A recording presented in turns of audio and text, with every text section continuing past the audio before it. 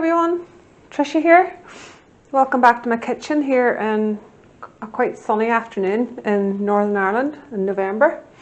A bit weird. Got a bit of a head cold, but hopefully I'll get through this video okay. My voice is not going to sound great, but it's one of those things, just manage and get on. So what I want to do is I want to pressure can some meatballs, and I want to pressure can them homemade meatballs, my own recipe. I'm just going to throw stuff together, make the meatballs, cook them off and pressure can them in quart jars with just like an onion gravy. So I'm going to bring you through the steps of what I'm going to be doing. And I'm just going to grab the meat out of the fridge here. Okay, so I've had these thawing in the fridge overnight. It's the mince I prefer to use. It's the 12.5% mince. I use this for everything. I don't get much fat in this, and it's a good flavoured mince. So we're just going to get this into our bowl.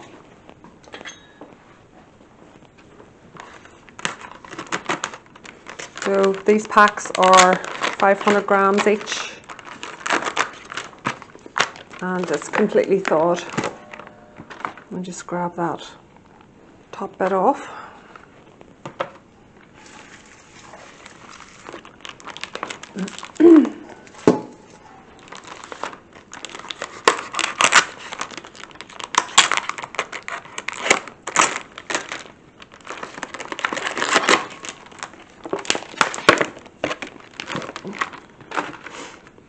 So that's 1 kilogram of steak mince altogether. I'll just get rid of these and give my hands a bit of a wash. Okay, so I'm just going to break this meat up, make it easier to work with, sit in big clumps. It's going to fill 5 quarts. Those big jars I use, there's no way I can get 7 of them in my pressure canner, so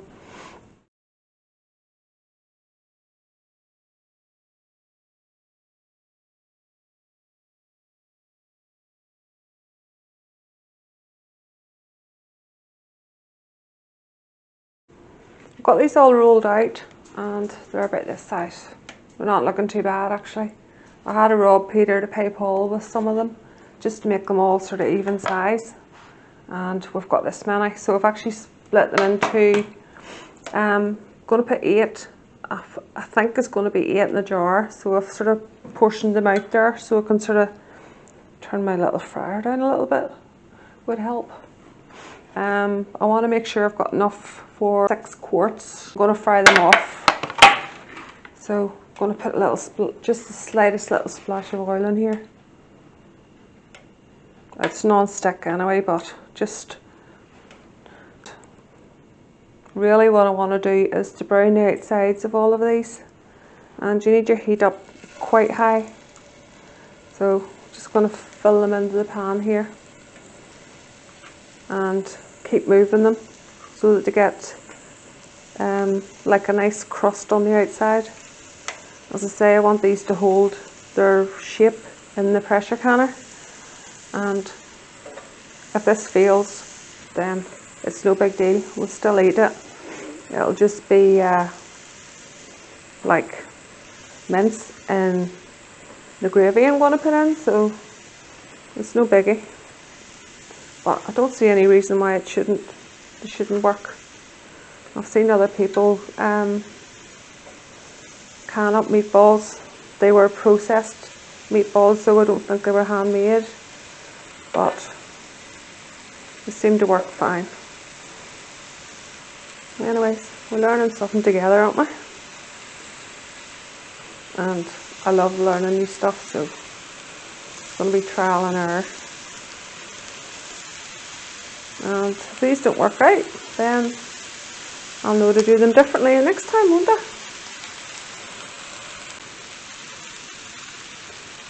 Just hope this is going to be a success. And keep your fingers crossed for me.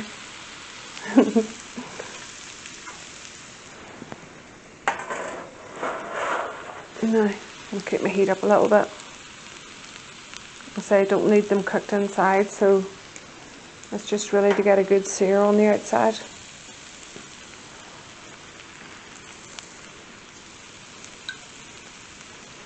And I think I'll let them sit a little while.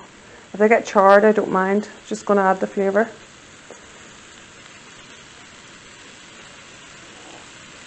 Yeah, we're getting a nice colour. I'm going to try and get them as much browned all over as I can. I'm just keeping moving these around the pan. I want them sealed on all sides.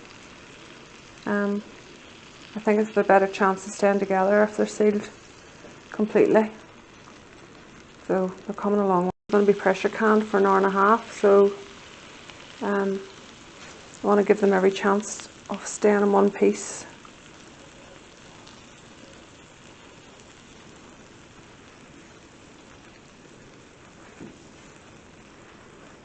I'm going to turn that heat up a wee bit more and just let them continue cooking. But I also want to put I'm going to put onion in as well. It's going to be like an onion gravy. So I'm going to just prepare some onions.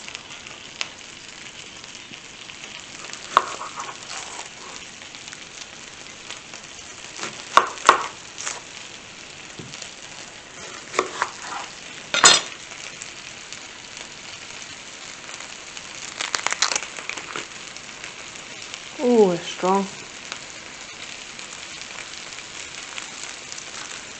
And I don't want these too small. These are going to cook down in the canning process as well. So I'm just going to actually cut them in lengths.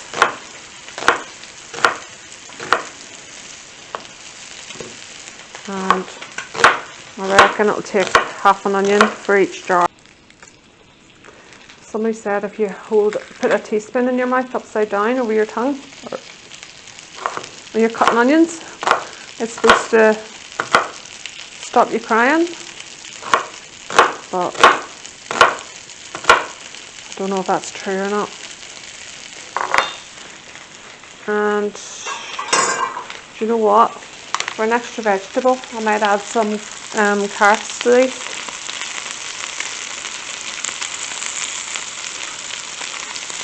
Yeah, these are looking pretty good. They're holding together well for me, so let's keep our fingers crossed that during the processing they all stay this way. And as I say, they don't, no biggie. It's going to be yummy.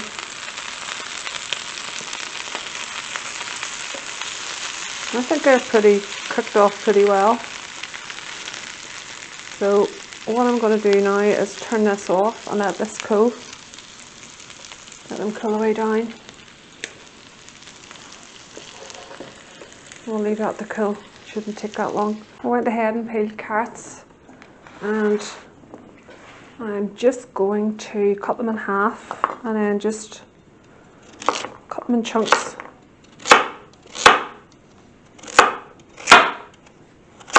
Sorry, a bit noisy that, guys, sorry.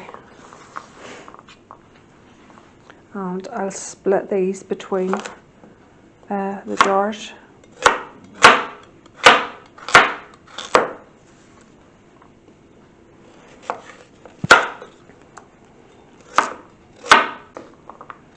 This big board's absolutely brilliant, I love it. And it's got a wee grip at the side so it can't fall off or move about on me. And it wasn't expensive.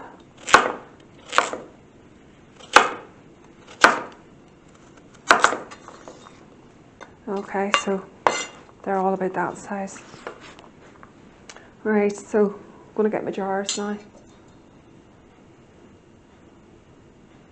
And don't need that. I've been trying to wash the dishes as I go here.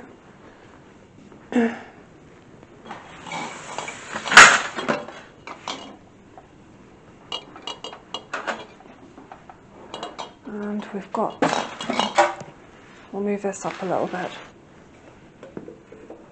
so we can see what we're doing. These are the wide mouth jars. which I prefer for anything like this. It'll be easier to get all the loveliness out. And I've also got a couple of the narrower mouth. And I was going to do this one, but I'm going to see how far these meatballs will stretch. And they've cooled down a good bit there, so we'll get our meatballs over. And I'm going to I'm just going to use my fingers. 1, 2, 3, 4, 5, 6. I'm going to try 6 in each jar. 2, 3, 4, 5, 6. And I've got about 6 to 8 meatballs in each one of these. So I'm not going to do this little smaller jar. I'm just going to do the 6 pints, or 6 quarts, sorry. So this will be 6 meals for us. Just get that out of the way. Give my hands a clean. And I'm going to put in the onion. I'm just going to try and split it. I'm leaving it quite chunky. It's going to be onion gravy, so I don't want it all going in the mush on me. And these will separate as well in the canner. I'm going to put half an onion for each one. And the gravy should be lovely. I'm not thickening it now, it'll be thickened once I open these and heating them up. So once these are finished and I decide to use it, I would just empty the contents of the jar into a good pot and heat it up, and then use gravy granules to thicken it. So that's going to be more flavour. And as I said before, it's all about getting flavour into your jars. There's no point in canning something if you don't like the end result. I've learnt that a few times. I canned up garden peas. It's probably in one of my videos. I didn't like the texture, so they ended up going into soup. I thought I was doing a great thing having these ready for the just open a jar whenever I was having dinner, but it tasted more like processed peas to me, which realistically that's what they turned into. So I won't can peas again. We like fresh garden peas straight from the freezer, and that's just our preference. So I'm going to split this other bit of onion between these just to get rid of it, and we all love onion anyway, so you can get a bit more. And I'm going to put a handful of carrots in each one.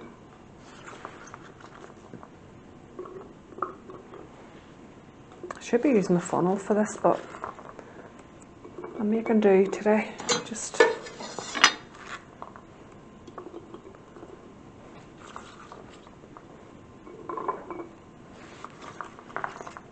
I reckon these are going to taste really good.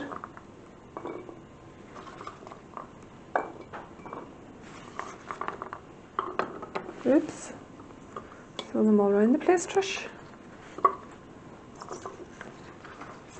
Okay, so that's all the carrots in. I just give them between both jars and give my hands a wee rub here. Now I'm going to add,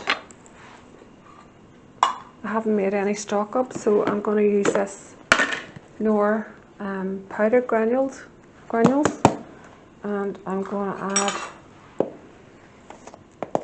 1 tablespoon to each jar, 1 sort of heaped tablespoon.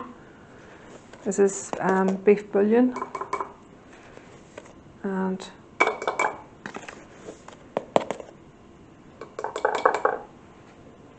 it smells so good. So that's 1 heaped tablespoon of that beef bouillon. I'll put on each one, And I'm going to put, oops, sorry guys.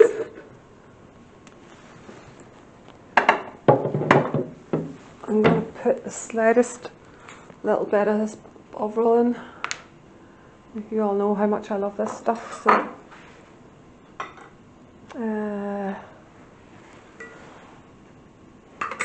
I want a clean spoon for it. Don't want it contaminated. So I'm going to put literally that much. That much. It's quite strong into each one.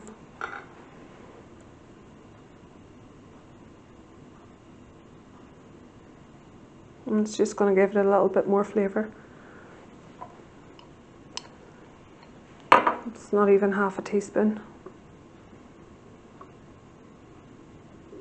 It's beef yeast extract. And it's so good, so good. I cook with this quite a lot. I use it in quite a lot of stuff, so.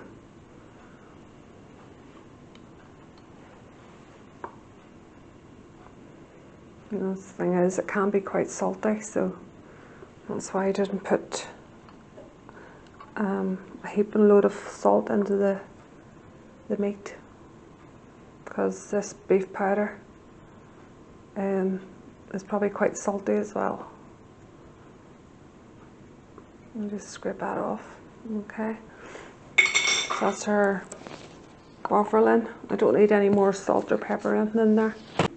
I'm going to add water, just plain old water, on the top of that powder, and I'm going to bring it up to the inch head space, which is just below this rim. I'll bring it up to there, and the same with each one.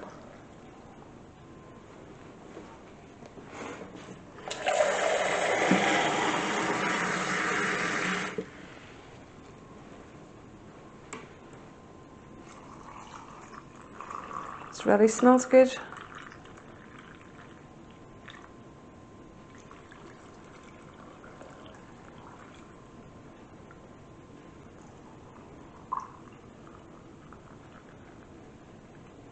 Okay, I'll just get rid of this.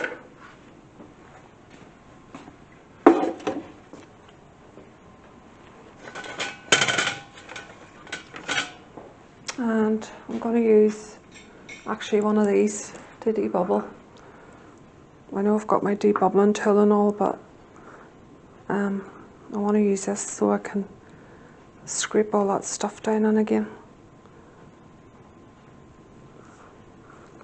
You just want to ground. That's the bovril, but that'll once the heat gets to that, it'll all break up. And that powder, you make sure you go down the centre and get all those bubbles out. I'm trying not to break the meatballs. Just move them about in there and scrape that down in. And scrape whatever's come out of your jar down in with the other scraper. No point in putting that flavour in there to take it out again. So that's one done.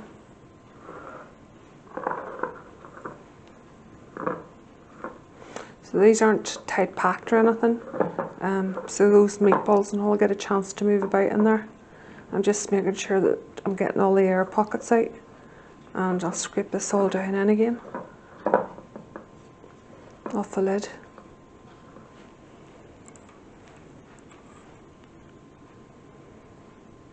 And that's all gonna soften up and turn into beautiful broth. You just want to make sure you get it all down in again.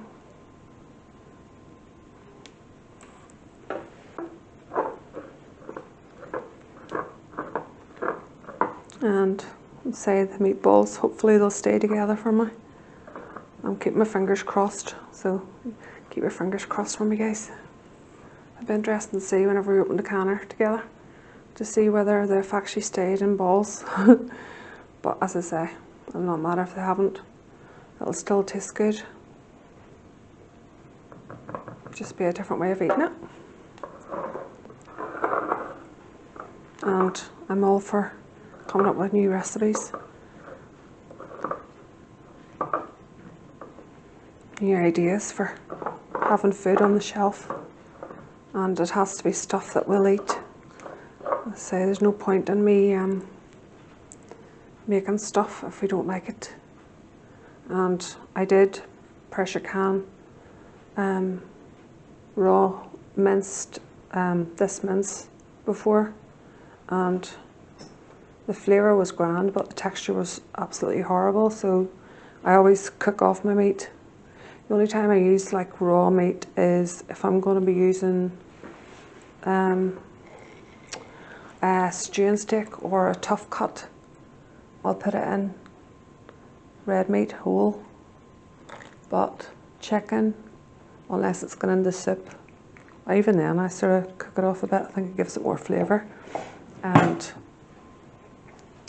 I want the texture to be right. There's no point in me starting making this if nobody's going to enjoy it. So this canner's ran for 90 minutes. Excuse my voice. My throat seems to be getting worse with this cold. So it ran the full 90 minutes, and after it finished, I let the little lock switch fall, make sure the gauge is down to 0 before I even jiggled the weight and lifted it off. And then I unlocked the handles, just turn them, let the pressure off. It gives the jars a chance to come down to temperature a bit in the canner. And it's been sitting like this for like 10 minutes. So we get, fingers crossed, this works. We get to lift the lid off. And always lift the lid away from yourself. Let all that hot steam out, or you get a really bad facial burn. So now we get to see if this worked. And I'm going to lift the narrow mouth out with the jar lifters, and we'll see if our meat stayed in one. And it actually did. It actually did. It stayed in balls. You see them there? The carrots, the meatballs have actually stayed in lumps, which I'm so pleased about. And you can see our onions and our carrots and everything in there. So pleased. And there's been a little bit of siphoning. Oh my goodness, I'm so pleased. It's actually stayed in meatballs. The carrots and onions and all look good in there. And the broth has got a nice colour.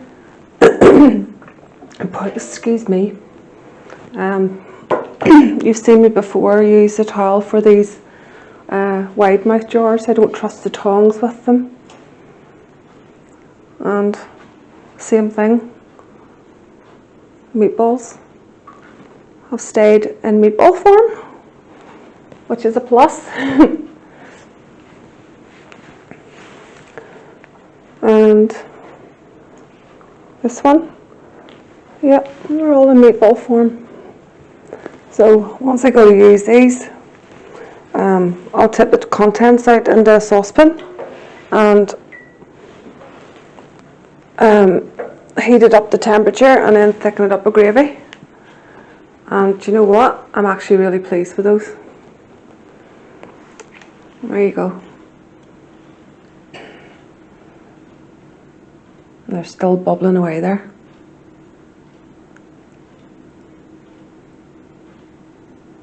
It looks so good. And the smell in here is amazing. So I think what I'll actually do is I'll video heating these up and thickening them up, and it'll give you an idea of what it actually looks like. And no doubt we'll eat these with just some mashed potato. I think this one's the one that's siphoned. You can see a little bit of the liquids going down, whereas, well, this one maybe a little bit, but the wide mouth ones they've all retained the amount of liquid. So either I didn't put the rings on tight, or sometimes it just happens. But I'm really pleased with those. I don't want to muck them about too much, but I don't want to compromise the seal, but I'll be using one of these tomorrow anyway. But you can see the balls of meat in there, and once these start cooling down, this will all settle. But they look good. It'll be interesting to see what the flavour's like.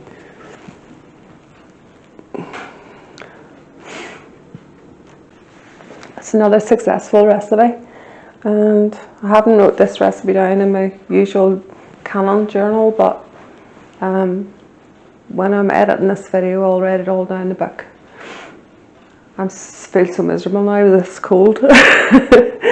But hope you enjoyed this wee video, and maybe you give me a thumbs up. So you all have a good night, and I'll see you all in my next video. Hopefully I won't be sniffing and snorting in that one, but I'm so pleased with those.